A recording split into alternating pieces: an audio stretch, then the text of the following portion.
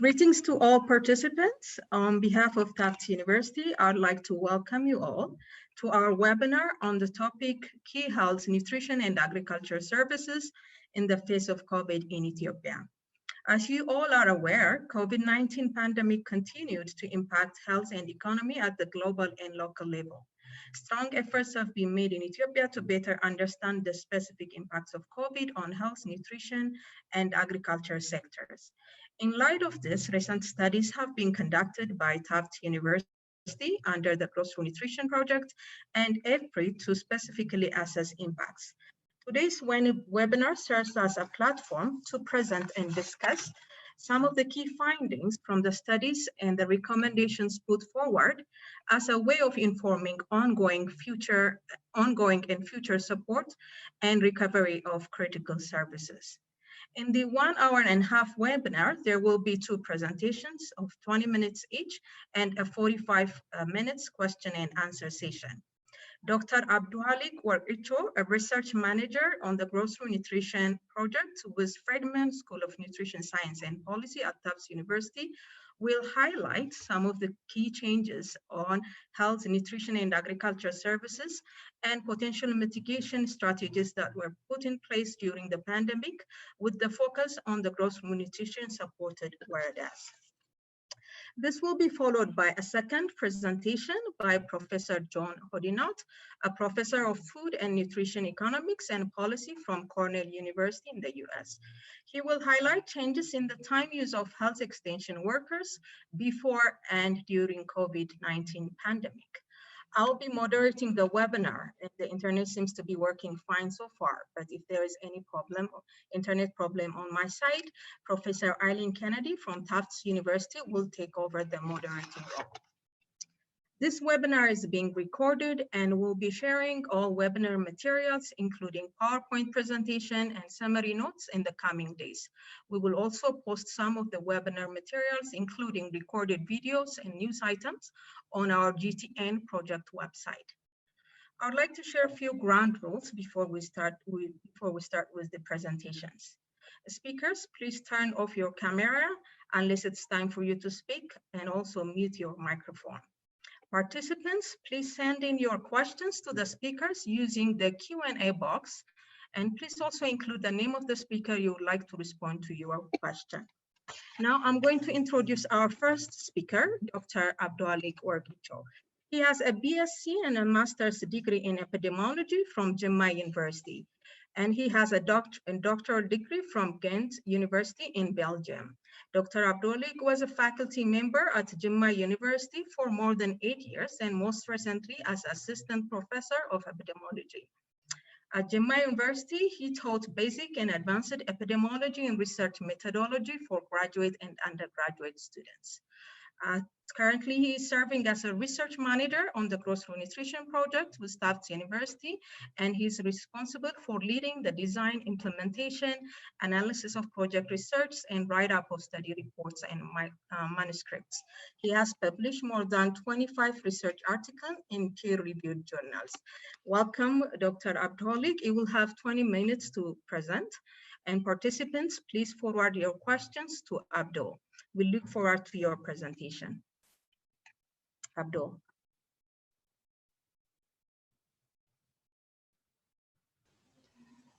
Thank you very much, Rahel, for the introduction.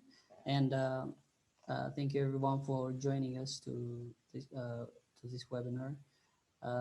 So as Rahel said, I'll be presenting on a recent study which we have done to look at changes in key health and nutrition and agriculture services at grocery nutrition supported awareness during this COVID-19 pandemic time.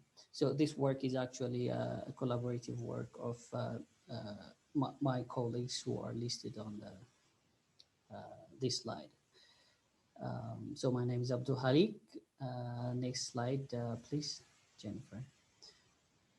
So to give you just an introduction, so we all know that the COVID-19 pandemic has impacted various sectors, including the sector that we will be talking about, which is the health sector. So it has disrupted many of the key health and nutrition, and including agricultural services in various parts of the world. And it's known that in some of the resource poor settings, even prior to the pandemic, quality health care services are either not accessible to the plants, or even in their presence, only few of the segment of the population can afford them. So in the face of this global pandemic and a very strict mitigation strategies put in place, which restricted individuals from traveling from place to places, and some structural adjustments made. So these things might have threatened the provision of services, and as well utilization of services by the clients, specifically with essential health services. The same holds true for uh, agricultural services, which might be impacted in a short and long-term way. So, to this regard, there are different reports and studies being published, but I will give you a highlight on how the pandemic has disrupted some of the key and essential health services, which was communicated through an interim report from WHO, which looked at maintaining essential health services during this pandemic time. Next slide, please.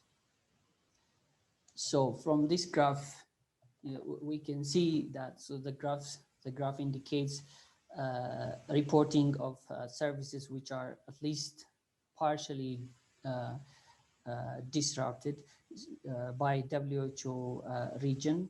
So we can see from the graphs that countries in the Eastern Mediterranean regions are the ones which reported at least around more than 70% of the essential health services were disrupted during the COVID-19 pandemic time. So this figure is also much higher in Southeast Asian and African countries. So the X mark on the boxes indicates the average percentage of disruption in the key and essential health services. And next, please. So this goes a little further to show by the different service groups which are reported to be at least partially disrupted. So when we look at the yellow bars, they indicate services which are, countries which reported uh, the disruption of services by different categories like communicable disease, non-communicable disease, RM and CH, and nutrition services, and emergency and critical care. So we can understand from the graph that majority of the countries reported around 48% that mostly it was a non-communicable and mental health services which were at least partially disrupted, followed by RMNCH and nutrition services, which accounted or which was reported from around 30% of the countries involved. This survey included around 109 countries from the WHO region of all the 5 regions. Next, please. And this slide and this graph gives us a little more detail with a specific to the RMNH, CH and nutrition services. So here the report indicated which of the services are partially and severely disrupted. So the percentage of severe and partial disruption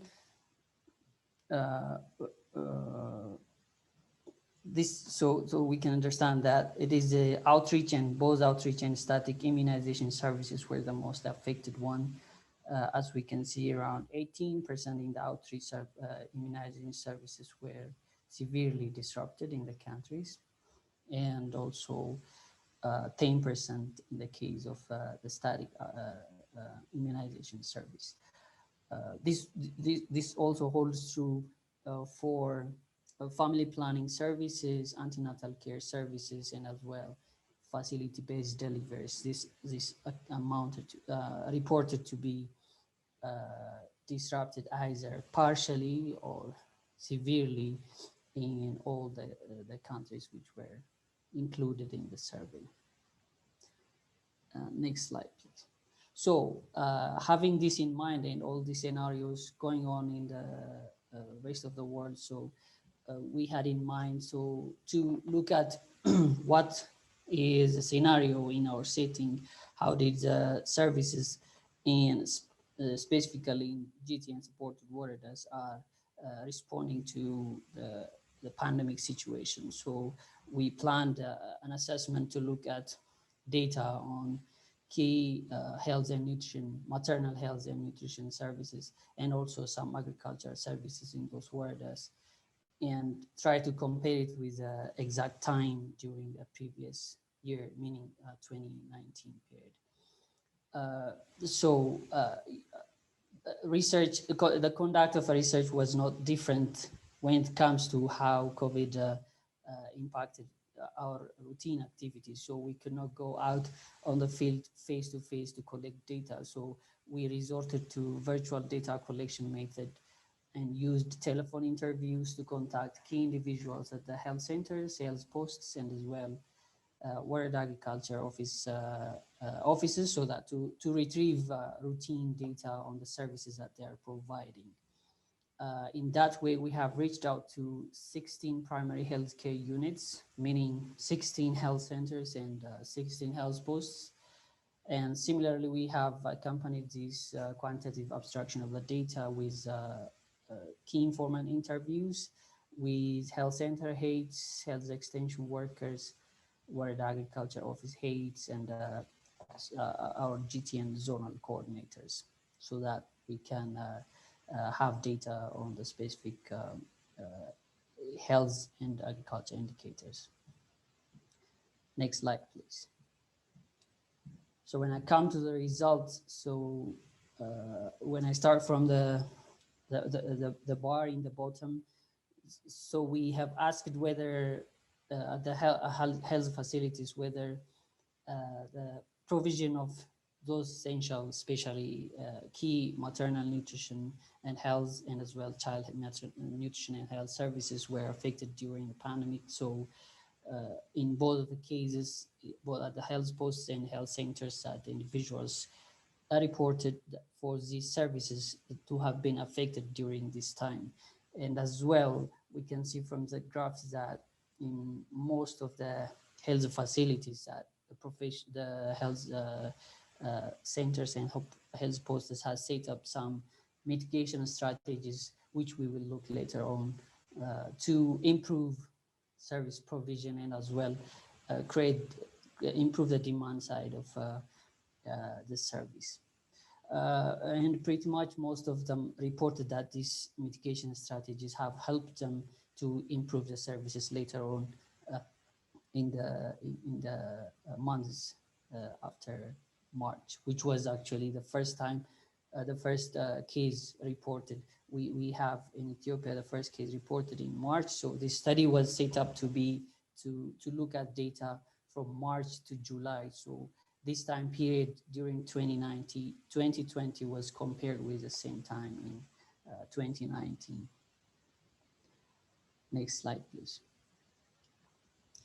And also for the report that they have said that the services have been affected, we further have asked them their perceived causes for the service disruptions, or the effects on the provision of those services. And pretty much most of them have reported fear of infection, both from the service provider side and clients fearing the infection not to come to, opting for not to come to the health facilities seeking services were the main reasons reported, along with, lack of personal protective equipment and other medical supplies. And to some extent also at both at the health posts and health centers, there was a report that the community also perceived that during those time, only COVID-related services will be given at the health facility, so they tend to remain not to go to the facility seeking health services for other health problems. And in some instances, they have said also they were focusing much on COVID-related activities, going outreach to create awareness about the prevention strategies, so that that might also have led to uh, the effect on the other services. Next, please. Oh, well, this one I have taken it from the survey which I have mentioned earlier by WHO, where they have mentioned the top 10 reasons which are responsible for the service disruptions. Pretty much the reasons that we have got from our data also complies with the report from this survey. So mostly it was due to decreased outpatient volume, that patients are now coming to the health facilities, and also some elective services were cancelled, so that all the resources are channeled to COVID-related relief, including deployment of the health facility staff to the COVID-related activities other than providing other care services. The rest of the reasons also fall in line based on their, the amount of, or the percentage of countries reporting those reasons as the main causes for disruption of the service. Next, please. So in this slide, so it shows what in mitigation strategies in line with the perceived causes that the health facilities have put in place. So we see that most of them have relied on creating awareness about the prevention strategies and campaigning, mobilizing them to, use the health facilities as they used it before. And also putting in place strong infection prevention activities, along with, at the health posts especially, they mobilize the community to seek health services at the facilities by using volunteers and community leaders. But in some places, some of the health centers reported to set up phone services, especially for some critical services like ANC, to reach out to pregnant women and a little bit rearrange the health facility in a way it is convenient to provide other services, setting out another corridor of the health facility for COVID-related interventions. Next, please. Well, there are a chunk of graphs here. I try to present the data that we have collected on some of the services that the health facilities provide and how the data looks like during the 2019 and 2020 period. So the orange line indicates data from 2019, and the blue line, as I try to show, is from 2020.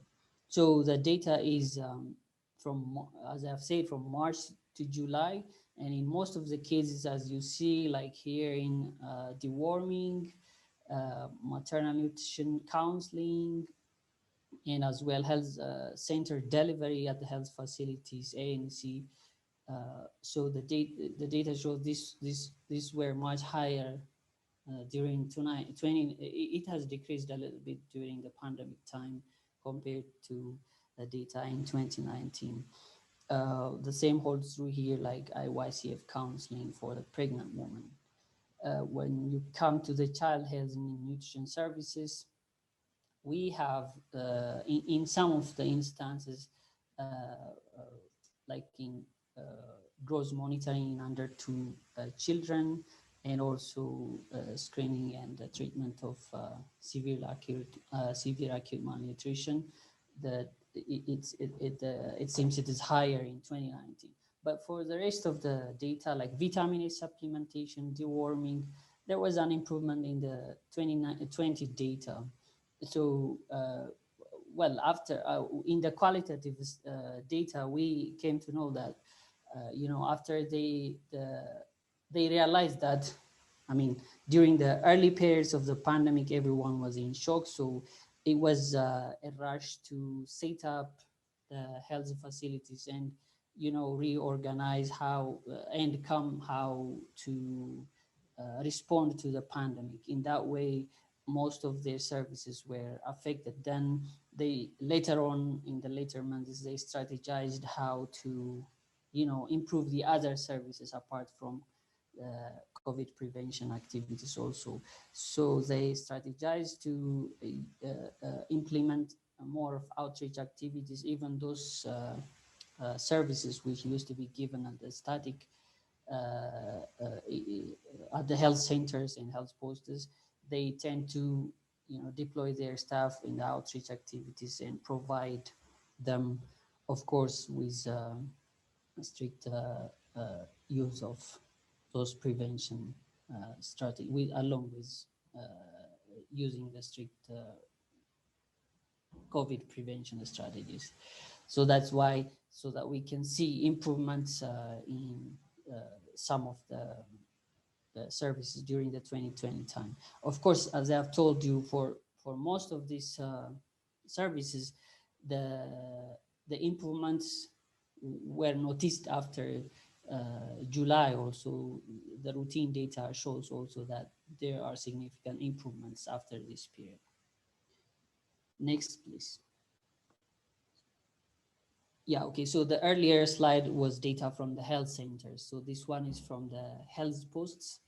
So we can see in the health post, actually, most of the services which are affected were those services which needs gatherings, like demonstration of complementary food preparation for the for pregnant woman or lactating woman, and as well like pregnant woman conferences where mothers gather together to get information about different health and nutrition from the health extension workers. So since gatherings were restricted, these services are, they're expected to be affected.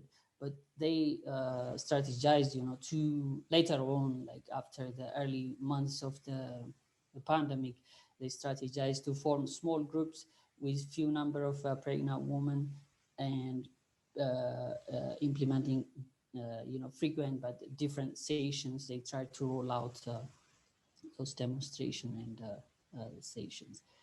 The graphs on the right side indicate other child health and nutrition services. So as you can see, most of the data in the later months aligned with the data from the 2019, catching up at the data in the previous, catching up with the data from the previous year. Next, please. Here, I just wanted to show some codes from the qualitative interview, the in-depth interviews with the health extension workers and health center heads. So as I have said, well, most of the effects were pronounced in the beginning of the pandemic because everyone was in shock, overwhelmed with a lot of information related with the pandemic. So one health extension workers say, like, in the beginning of the pandemic, we panicked due to different information and almost stopped the service delivery, especially for maternal health services. So we only gave COVID-related information so that the other services were compromised. Another health center head also reported that mothers were not coming to the health center not only for antenatal care follow-up, but also they were not coming for the delivery in the beginning of the pandemic. Related to their mitigation strategies, the health extension worker reported We have tried to deliver under-to-growth monitoring services through house-to-house visits, along with vitamin A supplementation, deworming, and also this system is also used to screen child malnutrition. Next, please. So the earlier descriptions give us, how the services were affected and what was done to resume provision of the services in the later months of the pandemic. When I come to some of the findings from the data we have from agriculture sector, so as we know, so most of the agriculture activities in the rural settings require communal gatherings, and it obviously is expected to be affected. So reports from the agriculture office indicates that the support from the agriculture extension workers and also marketing of produce products and as well input supplies were some of the mainly affected agricultural services. Well, the rest falling in line also like livestock management, planting, and land preparation as well. Next, please. Well, as it was in the health sector, we have asked their perceived causes for these disruptions. Well, disruption of the health extension system was one of the reasons for that, and also shortage of input supplies. And they have indicated that, well, the repercussions for prevention methods which are implemented by the government, which restricted movements and as well prohibited gatherings around the market, were also some of the reasons reflected by those individuals as causes for that disruption. Next, please. So as a mitigation, so obviously that they have done a massive awareness creation activities together with the health sector, the world health sector, and also try to avail agricultural inputs using different channels. Some were reporting that apart from the government offices, they were collaborating with institutions around them, like universities and agricultural research institutes, who were supporting them in providing inputs so that they can cover their land with the crops. Next, please. Oh, well, this graph depicts well, some of the GTN related livelihood interventions which were moderately affected during the pandemic time. So the graphs show a mean percentage of the services implemented. So this was based on the annual plans to be, the monthly plans to be performed in each month during the pandemic time from March to July. So as we can see, organizing most vulnerable households into saving groups and provision of inputs and follow-up of those saving groups were in the early months were the ones which were a little bit affected, even though we can see from the graphs that these activities or interventions started to improve later in the months of June and July. Well, on the joint monitoring and advisor visits to the Sakota Declaration, what it does, of course, this zero does not mean that it was much affected. In some of the cases, in most of the cases, they did not have a plan to do this during those months, but it was obvious that in the later months, most of the achievements were higher. Well, this was not in comparison with the previous year, but it was against what the actual plan was to do during those months. Next, please. So from a few quotes from the key informant interviews in the Waradas. So one person from the Warad Agriculture Office told us that, most of the agricultural activities require communal engagements. So due to COVID-19, and he specifically mentioned, due to COVID-19, water and soil conservation activities that demand gathering of the community were affected. But when you look at the second code, the Warada Health of Agriculture Office head specifically indicated that farmers could not get the needed amount of fertilizers, improve the seeds, and this could have its own implication on the annual production. He further went to at least roughly estimate, like in general, we are forecasting that there might be they are forecasting that there might be a 30% decline in annual production for that specific season, actually, not like during the overall year. And for like the different supports that they are receiving and for the mitigation strategies, there was a call from another Warad Agriculture Office head.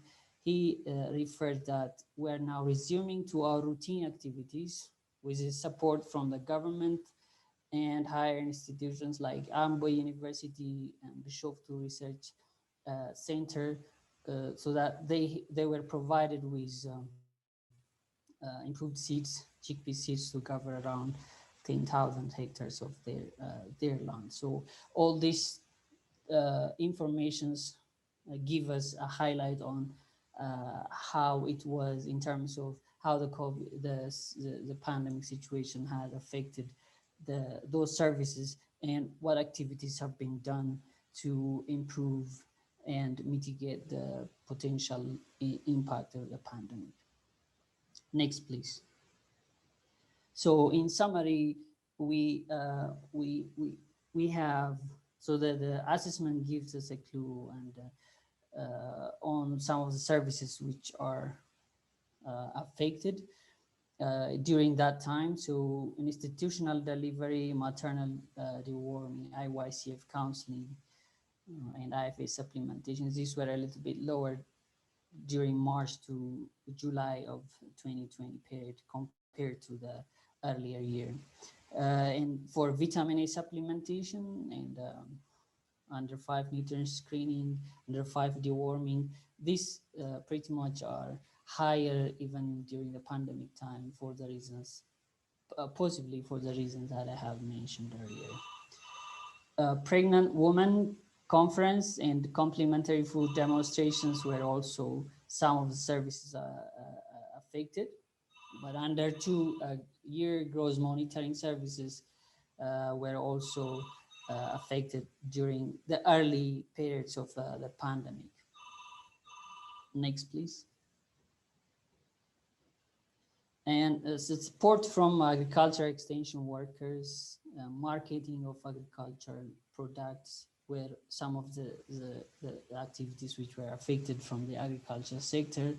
And in GTN related livelihood interventions, promotion of nutrient sensitive agriculture in schools, because schools were also one of the sectors which were affected. They were closed. So, and organizing MVHH households into village groups and following up with them were also some of the services which were reported to be affected. Next, please. So from the findings, we can learn that, putting up some creative strategies to modify the way how we provide the routine services can really help us in mitigating the challenges of COVID-19 to prevent disruption of these services, both in the health and the agriculture sector.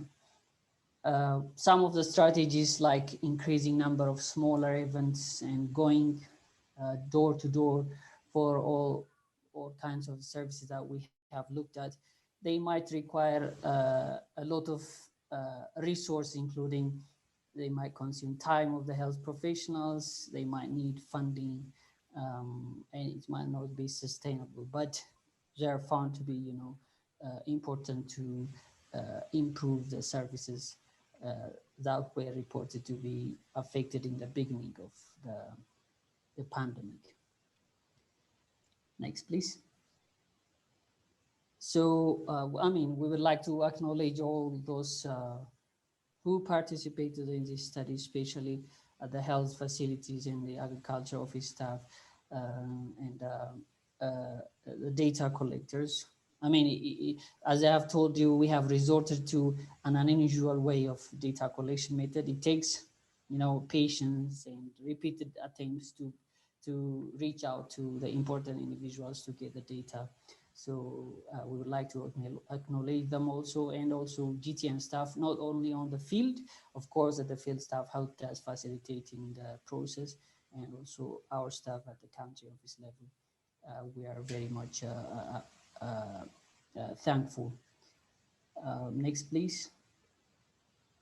Yeah, okay, and you also for attending this presentation patiently, and I'll just stop by putting up this message so that we can wear our masks and also abide by all other COVID-related prevention methods so that we can make a difference. And thank you for your patient listening. I hope I didn't take much time. Thank you, Abdul, for your great and clear presentation. We have received more than, I believe, around 15 questions for you. I think it would be good if you can respond to some of the straightforward ones using the live chat. And the rest, I think, you'll be able to address them during the question and answer session later on.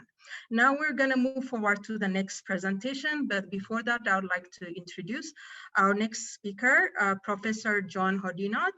He is the Howard Edward Babcock Professor of Food and Nutrition Economics and Policy at Cornell University in the US. Before joining Cornell in 2015, he was a Deputy Division Director at IFPRI in Washington, DC. He has ongoing researches in 3 countries, including Ethiopia, with the focus on agriculture, social protection, food security, and nutrition. These are a mix of prospective, cohort, and randomized control trials. We are very glad to have Professor John Hodit on our webinar, and we look forward to his presentation. Participants, please forward your question using the Q&A chat box. Thank you. Over to you, John. Thank you, Rahel. I was noticing as people were introducing themselves in the chat box that we've got participants from Ethiopia, from Nicaragua, from the Philippines, from Morocco, as well as other places around the world. Here on the US East Coast, it's morning time. I suspect it's probably slightly inappropriate to say good morning to you all, given where you are all listening in from. So I'll just say good day, and it's great that so many of you have joined us for these presentations. The work I'm going to present, which is co-authored with Kalle Hirvonen, Gush Burhane, Nareen Karachawala, and Daniel Gilligan, is very much complementary to the presentation that Dr. Abdul just made. But what we're going to do is talk about changes in time use of frontline health workers during the COVID-19 pandemic in rural Ethiopia. Next slide. As Dr. Abdul explained, the COVID-19 pandemic has caused governments around the world to introduce unprecedented lockdowns and other restrictions on mobility to slow the spread of the coronavirus. At the outset of the pandemic, there was considerable concern that both efforts to actually address the pandemic itself, these related restrictions on movement and their economic disruption, would have adverse consequences on healthcare by disrupting routine access and delivery of healthcare services. But the actual extent of these disruptions and their duration was going to affect the magnitude and the nature of the consequences of those disruptions. And on that, we have somewhat less evidence than we might like to have. So what I'm going to do in my sort of 15-20-minute presentation is describe some ongoing work we're doing in Ethiopia on COVID-related disruptions to healthcare provision. What we're going to do is essentially answer 3 questions. Have there been disruptions? what has been the nature of those disruptions, and finally, whether or not those disruptions have been transitory or whether or not there's some suggestion that they're ongoing. Next slide. To do so, I'm just going to explain the methods we've used to generate the data I'm going to describe to you. In August 2019, myself and my co-authors were part of a study which undertook an in-person survey of health extension workers, who we're calling HUEs, to understand their allocation of time to activities providing health and nutrition services.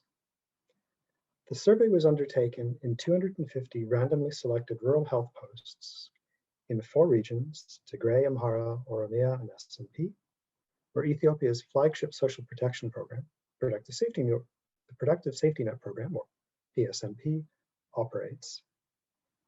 So to be clear, we start off with a pre-pandemic study in rural areas only, but within those rural areas, fairly widespread coverage. The pandemic begins, there are significant restrictions on movement and access. It's not possible to do face-to-face interviewing. We would like to know, however, what's happening to the provision of these services.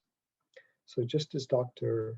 Abdul described, what we did is we did a telephone survey. As it happens, in August 2019, we had collected mobile phone numbers from our participants and also asked them if we could contact them again at some point for follow-up conversations. So we used that information to try and contact the people we had spoken to in August 2019. And we were able to get a very high fraction of those initial respondents. We successfully interviewed 232 HUEs, which was a response rate of 93%.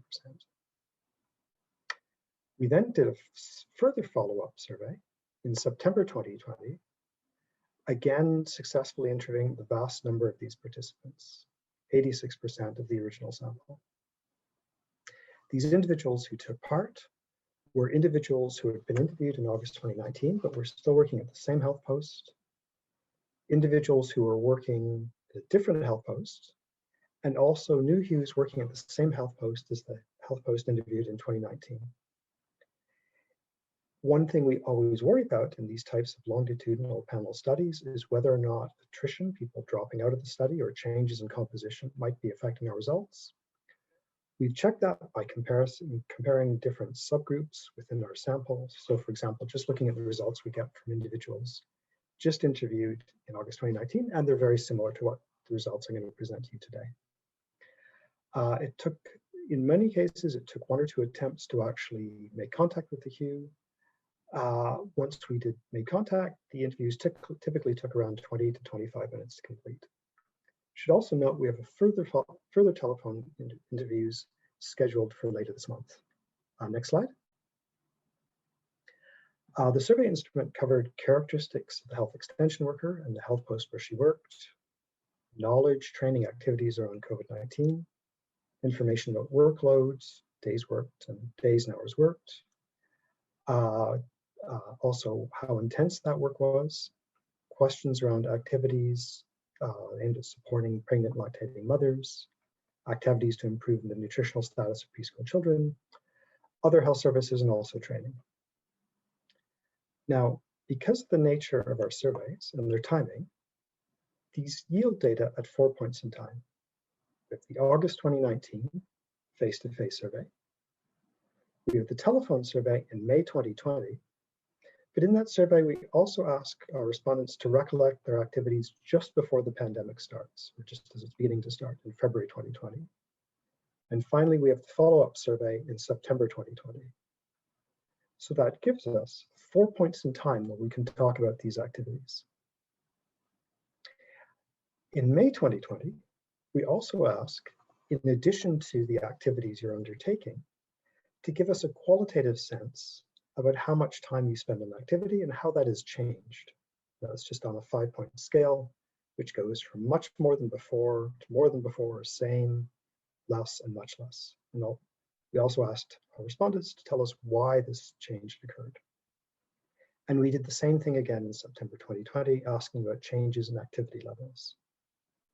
So in other words, amongst other things, that what we can do with the data we have is we have a sense of what our health extension workers were doing, And in a qualitative sense, how much, in terms of time allocations, had that changed, both pre and post initiation of the pandemic, and also as the pandemic goes on. Next slide, please. So what I'm going to show you in the next couple of minutes are a series of slides which describe these data. These slides have quite a lot of numbers on them, so it's kind of helpful to actually walk you through them a little slowly. So what you see on this slide is responses to the question of what activities were undertaken. You can see on the left-hand part of the slide, we've got these grouped by broad themes. So we've got COVID activities, activities aimed at pregnant and lactating mothers, children's nutrition. Can you go to the next slide? Activities more generally relating to health, and also, just as Dr. Abdul said, activities relating to training. If you could take us back a slide. What I would like you to do in the first instance is just look at the column that says August 2019. So as your eye goes down that slide, this is telling you the percentage of health extension workers who reported doing this activity in August 2019, in other words, before the pandemic started, broken down into specifics within these themes. So for example, for activities targeted at pregnant and lactating mothers, we've got antenatal care, we've got postnatal care, we've got breastfeeding counseling. You can also see the activities for children's nutrition, and also, of course, activities relating to awareness raising regarding COVID. Okay, of course, in August 2019, the pandemic had not struck. Health extension workers were doing that. Now, as you begin to cast your eye going left to right across those columns, you can, oh, sorry, I messed this up. So the other thing to notice in looking at these activities, if you cast your eye down August 2019, you'll notice that those percentages are very high, okay? And if you go on to the next slide again, just for a sec, again, you'll notice those percentages are very high, with the exception of a few which are very specific to certain times of the year, such as malaria, which only affects certain parts of Ethiopia at certain times of the year, similarly pneumonia. But you also notice a lot of those activities, those percentages are really high. The health and the training, and again, if we could go back to the previous slide, to the activities around children's nutrition, pregnant and lactating mothers, and so on. These as health extension workers are responsible for a lot of different activities. In a typical month, they will do somewhere between 14 and 16 different activities in that time period. And with that added, what I'd like you to do now is cast your eye going left to right, looking at how these activities change over time, whether or not they stop doing these activities or they increase their activity levels. So for COVID-19, which is in the top row, you can see in February 2020, just before things really get bad, those activities begin to ramp up. By May 2020, virtually all health extension workers are engaged in awareness raising around COVID-19. And that stays the same to September 2020. For some of the activities around pregnant and lactating mothers, there's a little bit of a dip, but not a huge one, okay? And over time, even when there's a bit of a dip, for example, in breastfeeding counseling, that recovers. So the percentage of health extension workers saying they do that activity in September 2020 really is the same as it is in August 2019. When you look down a little farther under children's nutrition, you can see there's a little bit more of a dip sometimes as the pandemic takes hold. But again, a lot of these activities start to recover. For management of severe acute malnutrition, there's really no change over time. If we could go on to the next slide. When we look at these activities around health, you can see whether or not health extension workers are undertaking these activities, for the most part, is fairly stable. Some actually increase a little bit, some decrease a little bit. Some of that, of course, is temporal. Referrals of sick children does go down, but that's partly related to these restrictions on movement, referring children to higher level facilities. You also see that some trainings increase, particularly trainings around WASH, which of course is also related to work relating to COVID. So what this is telling us is in terms of the types of activities that health extension workers are undertaking, there's a little bit of change in the introduction of the pandemic, but to a certain extent, those initial changes are reversed by the time we get to September 2020. But this is what they're doing, not how much time they're spending on these activities. And for that, we're going to go on to the next slide. And so here what you have are these the following, are these qualitative assessments by health extension workers on how their amount of time they're spending on this activity is changing. So again, you've got these groupings of these thematic areas or these target populations. You've got the details of the activities themselves. And then in the first set of columns to the right of those, you have some of these reports. So for example, if we look at COVID-19, when Hughes are asked to reflect on their activities in May 2020 compared to the pre-COVID activity, not surprisingly, all of them say they're spending more or much more time on that than they did before.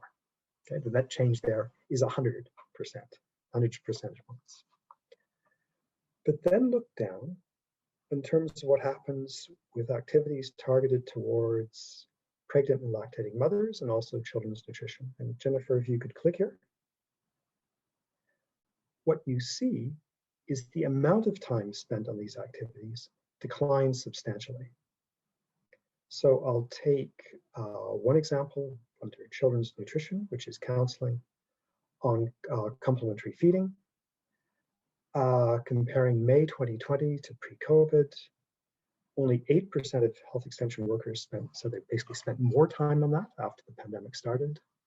A third said they spent less or much less time, leading to net percentage point reductions in the order of somewhere between 13 and 30% across a broad range of activities relating to pregnant and lactating mothers. That is not, however, the case for the management of severe acute malnutrition, which doesn't change at all. We then ask ourselves, well, that's the kind of consequence possibly of the initial response to the pandemic. Do these activities recover subsequently? And this then takes us to the second panel of results on this table. And again, Jennifer, if you could click for us. Again, what we're interested in seeing is a net change.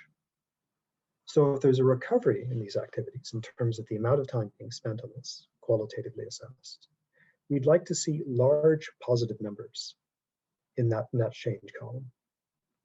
And we see a little bit of evidence on that for one or two things, such as the breastfeeding counseling or the complementary food counseling. But for others, those changes are smaller, and in some cases, they're negative. So in some cases, we see overall that the amount of effort devoted to these activities around pregnant and lactating mothers and children's nutrition, that in many cases, there was a reduction in the intensity of these efforts as the pandemic struck. And there's not always been a recovery. And when that recovery has taken place, it's been at best a partial recovery.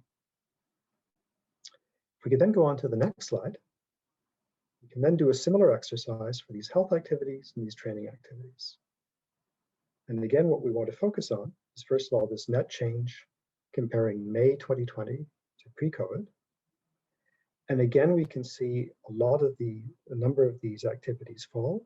Some of that, again, such as things like pneumonia and malaria, are actually seasonally related and not necessarily related to COVID itself.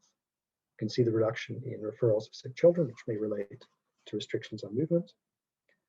But what I want to highlight is the reduction in family planning. So again, Jennifer, if you could click, you could see that falls dramatically.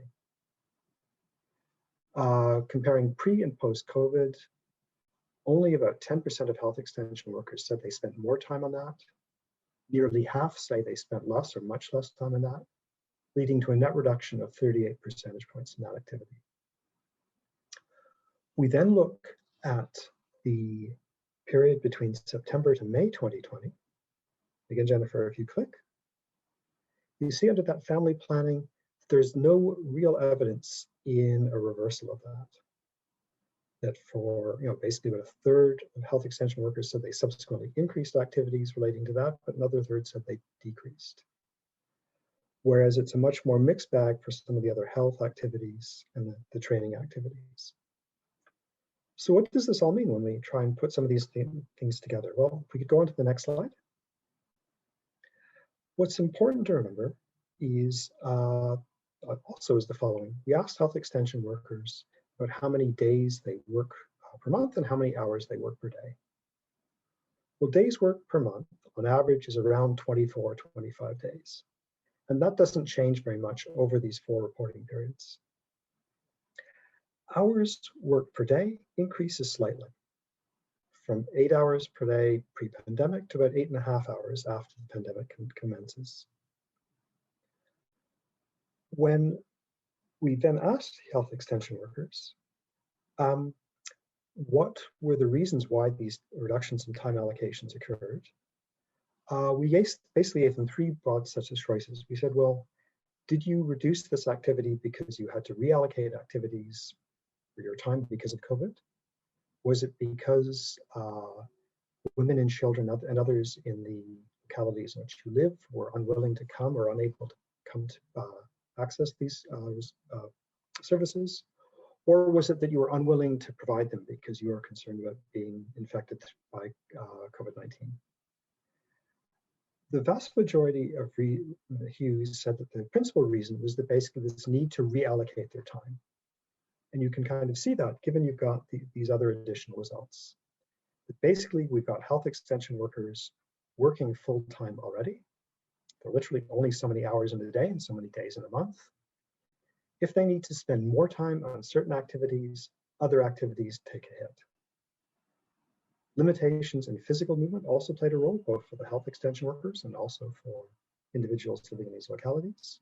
But strikingly, very few health extension workers said that they did not undertake these activities because they themselves were concerned about contracting COVID-19. Next slide. So to summarize, we find that COVID-19 led to a moderate increase in the number of hours worked per day by health extension workers. It's not really associated with changes in the overall number or types of activities that health extension workers undertake.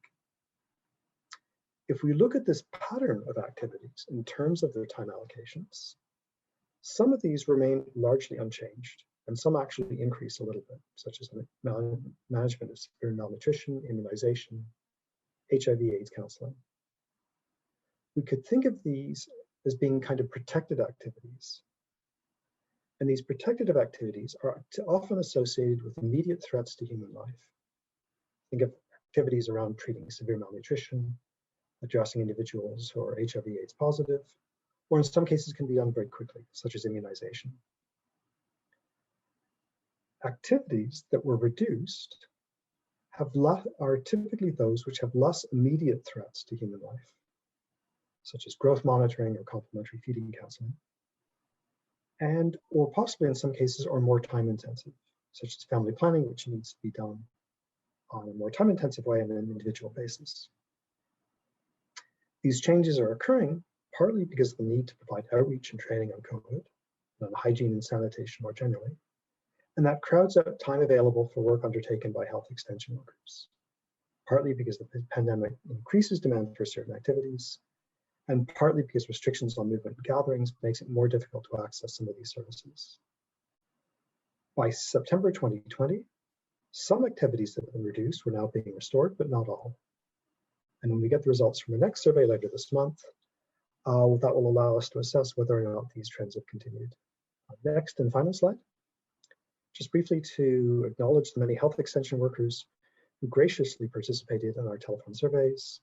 We received funding from Cornell University and through the CJIR through its funding of the PIM program, and we have no conflicts of interest to declare. Thank you very much for listening. Thank you, John, for your great presentation. And now we are left with 30 minutes. We will use the next 30 minutes for question and answer session. I see that there are many questions forwarded to our speakers, and Abdul has already responded to many of them, but the ones that are not responded on the chat box, he will respond live.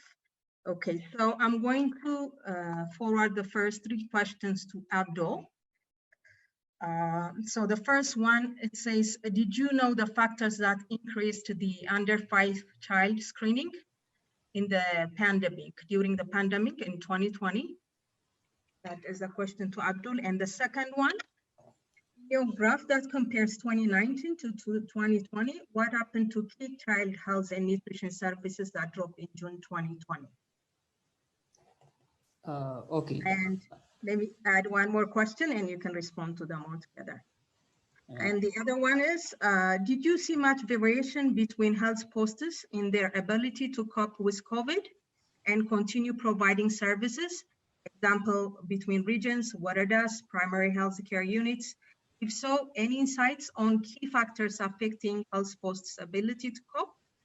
In relation to the health posts, did you see much variation between health posts in their ability to cope with COVID and continue providing services? If so, any insights on the key factors affecting health posts?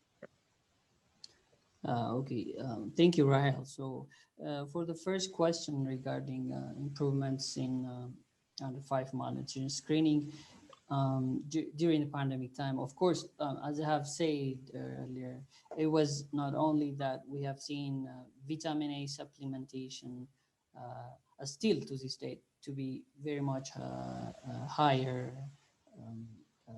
during the 2020 period, and also under 5 deworming. So these things are pretty much not exclusively due to, but one thing which we can mention is from the information we get from the qualitative study as well. So there are changes in terms of the method of administering this and providing these services, changing them from being static to outreach. For example, they were reporting that to completely go house to house to do the under 2 grows monitoring, along with they were doing the vitamin supplementation and as well screening of children for malnutrition. That could be one potential reason, but we cannot exclusively say that would be one, because they were doing a number of mitigation strategies, like creating the demand for the clients to come visit the health services along the way. So the dropping of services, even for those which are services which are higher in 2020 and even in the 2019, we usually see for some services, most of the services dropping during June, July time. Probably there was another question regarding this also about accounting for the rainy season. That could be one reason. We potentially also hypothesize that being these areas being rural, they might the season might have its own impact in people coming to health facilities, and as well the health extension workers traveling to the households to deliver those services. That is also one potential reason for the dropping in the rain season of the time. In terms of health posts, so from the graphs we have learned that most of the services at the health posts are not that much affected compared to the health centers, because we see that most of the services in the health posts are given in outreach mode, and the health extension workers were visiting households to deliver those services.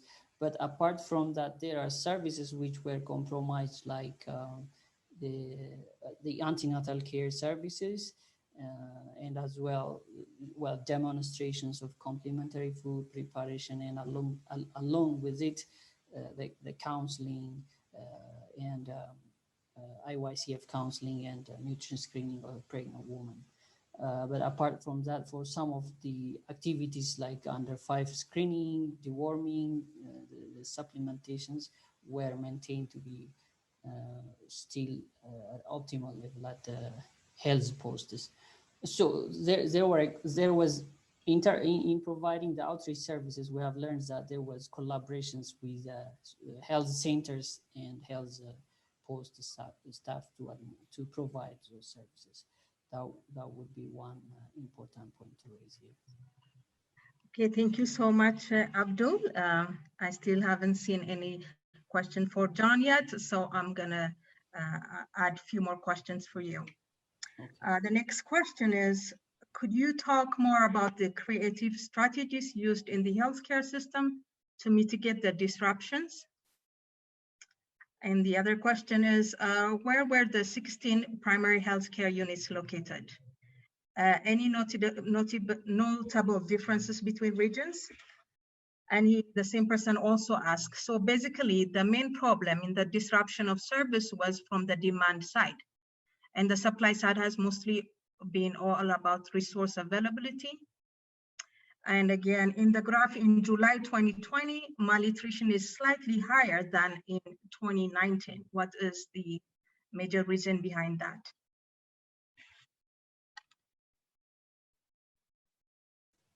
Okay, Rahel, for the questions. Okay, so for the strategies, as I have discussed earlier, one of the adaptive strategies or creative ways that the health posts and the health centers implemented was one is to well, I am repeating these things, resorting to outreach activities, even though there are activities which are previously given at the base, at the health center or at the health post. Now they are taking it out to the field level, at outreach level, like for example, in case of under 2 growth monitoring, they have aggressively done that in screening of the malnourished children. And as well, these things were not done only by the staffs at the health posts. In the qualitative findings, we have learned that the health centers were also engaging with the health post, the health extension workers, so that they can roll out these services at the field base. I mean, at the house-to-house visits. That could be one effective strategy, along with the others, like even though it's few, in some of the cases, they were using telephone services to reach out to pregnant women so that they can consult them on their antenatal care follow-ups. But this was noticed in only few of the scenarios. In terms of location, so, well, these 16 health centers are from all the regions in Oromia, Amara, Tigray, and SNNP are, so where GTN is operating actually. Unfortunately, we did not segregate the data to look at any regional differences at this point, and also to look at the differences between health posts and, well, we have presented the data actually in terms of the service at the health post and the health center level. What was the last question, Rahel, if I may ask? Sorry. Sorry again. I think in the graph in July 2020, malnutrition is slightly higher than the data in 2019. What was the reason behind that? Oh. So malnutrition was high? Yeah, higher, and in July 2020 than comparing to 2019. What was the reason behind that?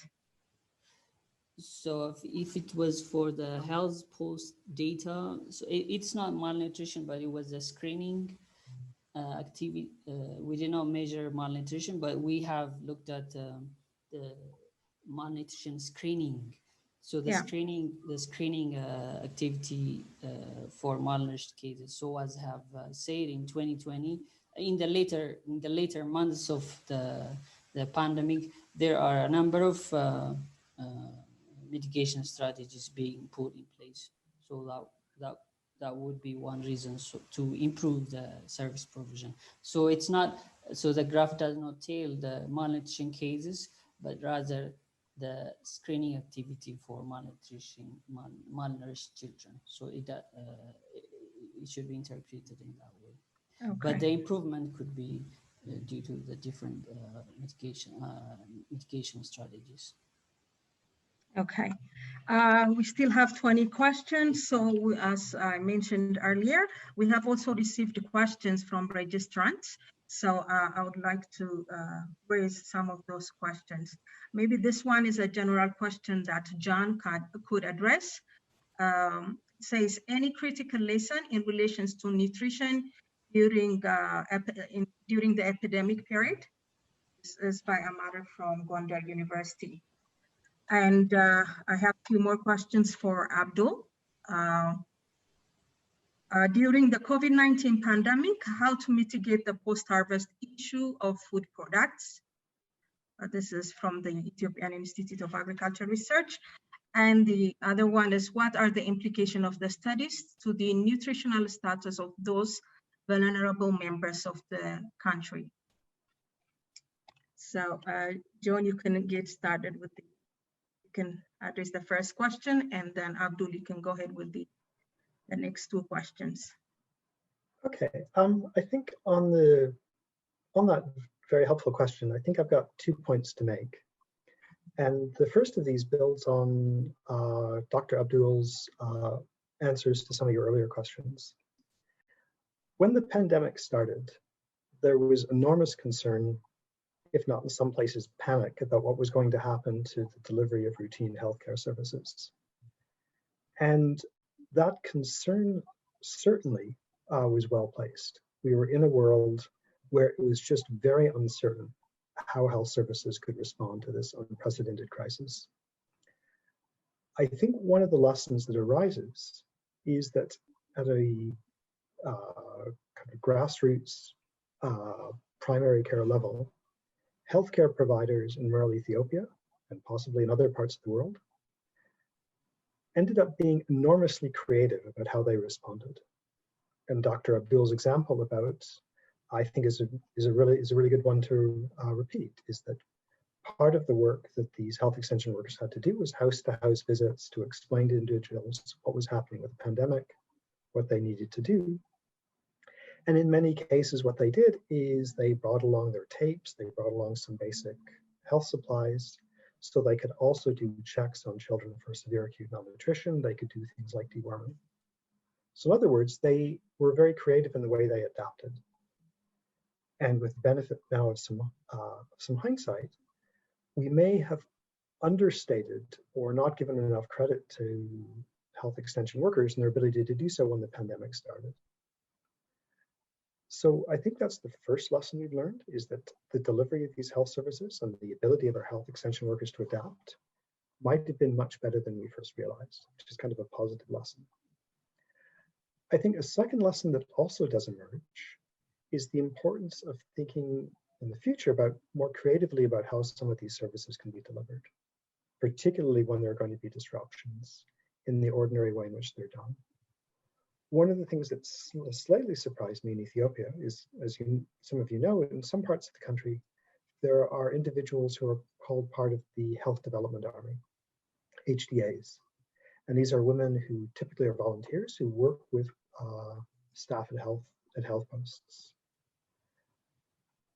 With the pandemic now into its 8 or 10th month, what I do wonder is whether or not, in fact, some of these resources, or the HDAs, could actually take over some of these, let's say, routine activities around provision of information and responses to the pandemic, freeing up more time for health extension workers to go back to other more specialized activities.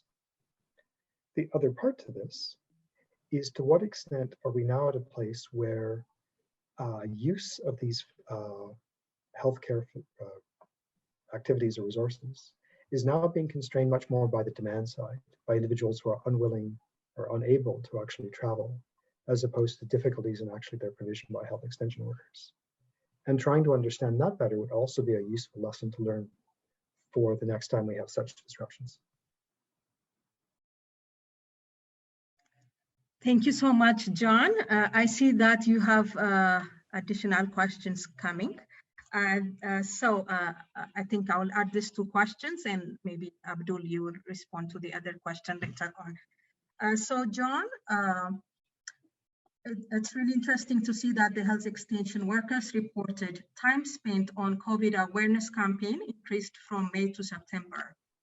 Do you have any estimate of the actual amount of time per day or per week on the COVID awareness raising? or any information in this or any information if this is integrated into other existing activities? This is one question. And the next one, from the pre-COVID assessment, health extension workers did not allocate any time to address global or local outbreaks. Is it something that can be considered in the extension package for better emergency preparedness? And the last one, in your opinion, what will be the impact of the relative disruption of nutrition and health activities on child and maternal malnutrition in Ethiopia? You can take the next few minutes to address the three questions. Okay, so I'll take those in turn, and I'll start off with the question about could we actually assess the amount of time in hours, days, minutes, as opposed to these qualitative assessments of time allocations?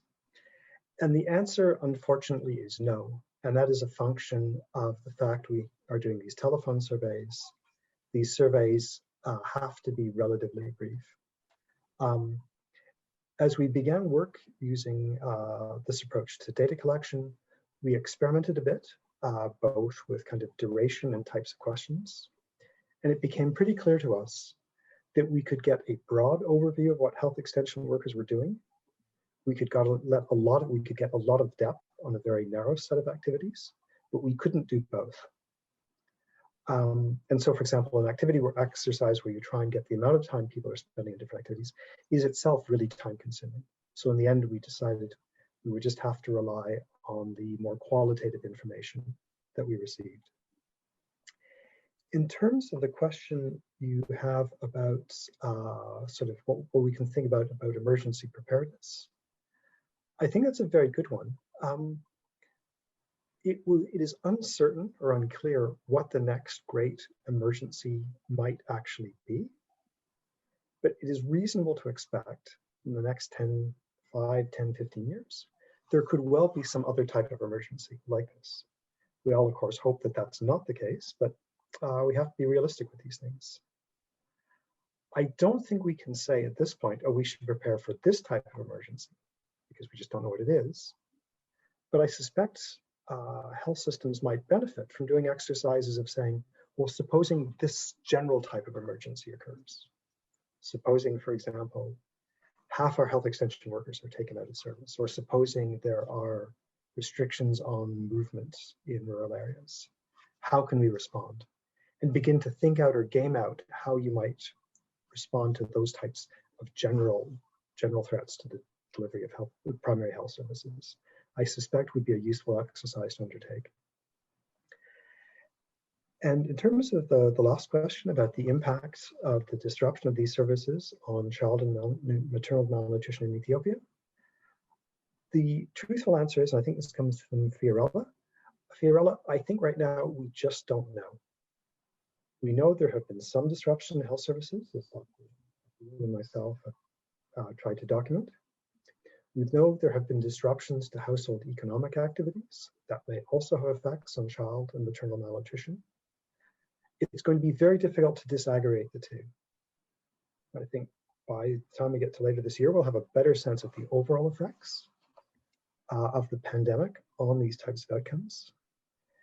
But going forward, disentangling the effects which come through disruption to health services from those that come through the economic consequences of the pandemic is going to be a very difficult exercise. Okay, thank you so much, John. Over to you, Abdul. Okay, thank you, Rahel. So, I mean, I would like to start by responding on the question, which is also related with the response that John made now regarding the implication on nutritional status of the vulnerable group. So, so one thing I want to note is that the data that we have used is from, the earlier time of the pandemic in Ethiopia. It was starting from March to July. So at that pretty time, we did not have data about the nutritional status of children. But we expect COVID to have, short-term and long-term impacts. But at this point, as John said, we don't know yet. But looking at the the already available data, and also doing an ongoing study further might give us a very clearer picture. But with the effect of the pandemic in the different I mean, economic, the health and environment sector I mean, the health and nutrition of mothers and children would have its own implication on that, but we cannot say pretty much the effect at this point.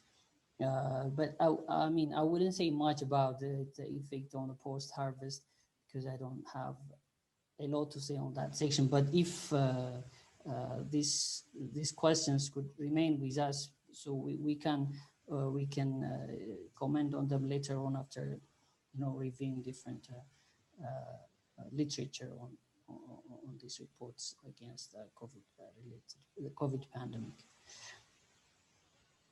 Okay, thank you, Abdul. We have around 7 minutes, so I'm going to forward one question for each one of you. Dr. John, did the movement restriction affect health workers and their ability to fulfill their job requirement? And for Abdul,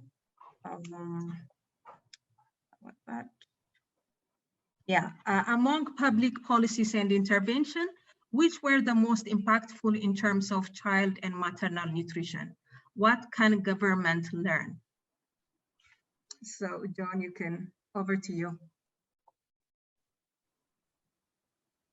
Okay. Thank you, Rahel. So I'm going to give what I would describe as an impressionistic answer because I don't know the answer with certainty, which is that initially the restrictions on movement also affected the health extension workers. But over time, they began to work out ways of actually addressing that. One of the things they did do in many of the localities in which we worked is that they began to do house-to-house visits. And as Dr. Abdul reflected, in some cases, this substituted for large group meetings where they would typically deliver trainings or counselings. So I think the short answer is that it had some initial effect, but not necessarily a longer term effect. The longer term effects in terms of providing these services might have been much more about the ability to actually speak with larger groups of people at once. The other part of this, of course, is the restrictions on movement on individuals. And again, I'm going to give an impressionistic sense of what we know rather than something definitive, which is those certainly had initial effects in terms of people's ability to access markets, because a lot of places markets were closed down. And that might have affected people's abilities to acquire foods, particularly foods that they themselves don't produce in their own homes. In the longer term, in rural areas, our sense is that those restrictions on movement, at least within localities, within Kabeles or Wordas, were lifted. Restrictions in terms of movement beyond that tended to stay in place a little longer. So again, that might have actually, over time, allowed people to begin to re-access some of these resources, provided they were not so concerned about contracting COVID-19 that they did not do so. The last point on this, and I think it's an important caveat to both what Dr. Abdul and myself have presented, is just to remind you all again that we're talking about studies done in rural areas. We include in our studies, certainly in ours, areas which are hard to reach. So we get, in some sense, a broad sense across much of rural Ethiopia about how access to these services changed in the course of the pandemic. But we can't say anything about what happened in urban areas. And our general sense is in urban areas, the lockdowns were more severe, the restrictions on movement were initially much more severe. People, understandably, living in crowded urban spaces are much more concerned about contracting COVID. So although what we have describes, we think, fairly well the landscape in rural areas, it would be wrong to assume that it would also be equally applicable to what happened to access to health and nutrition services in cities and towns. Okay, thank you, John. Over to you, Abdul. Okay, Rahel. Well, that was a very important question to, look at, I mean, which intervention really was impactful in improving the services.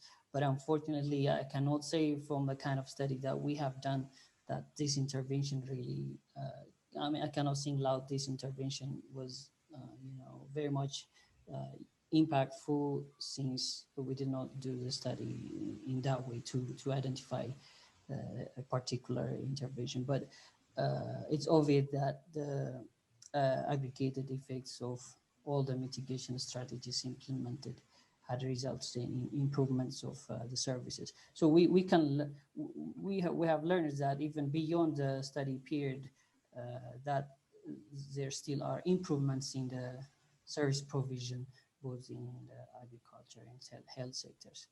But I cannot single out an intervention to claim that this is the most impactful one. Okay, This thank might you, need a Abdul. further study directed Okay. to that question. All right, thank you. So the final two questions to John. What do you think accounts for the recovery or partial recoveries of activities that decreased initially in the pandemic? The time spent on COVID-19 awareness and WASH education seems to still increase between May and September 2020, but the health extension workers still have only a limited amount of time. Does this go along with the creativity and innovation of health extension workers that you mentioned that allowed the health extension workers to provide more service in spite of time constraints? And the last question, did the health extension worker have masks and guidance protocols about how to safely deliver home, excuse me. Okay, did the health extension have mask guidance protocols about how to safely deliver home health and nutrition services? I think if you can answer those two questions, we should be. Sure. So okay, the answer to the first question is yes, I think it does come down to kind of this point about creativity and rethinking how you can provide some of these resources.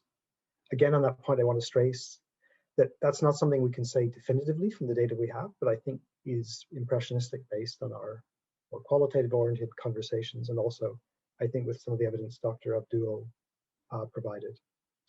In terms of masks, training, and protocol, most health extension workers did receive training and protocols about how to address COVID-19, how to describe it and explain to individuals living in their localities what precautions they should take.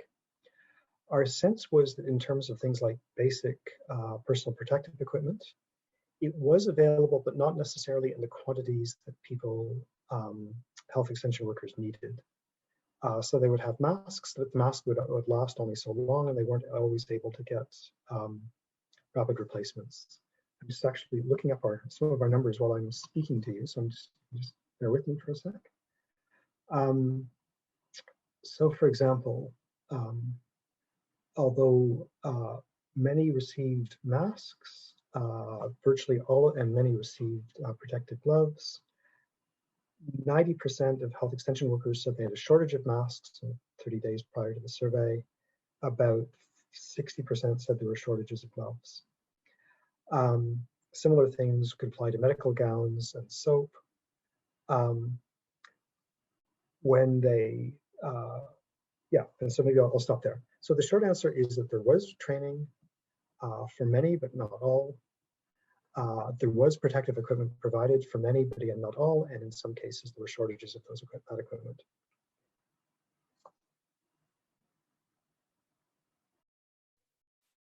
Thank you, John. And now we are coming to the end of our webinar. I would like to thank again both speakers for their great presentation for proactively responding to the participants' question. I would also like to thank all the participants for your time and active participation. We'll be sharing all webinar materials on our following our workshop, and we'll also be posting some of our workshop materials on our project website. The topic for our next webinar on March 4th is Animal Source Food and Diet Quality by Shebani Ghosh, and we will look forward to having you all on our next webinar. And thank you so much again for your time, and we'll look forward to your participation. Thank you again.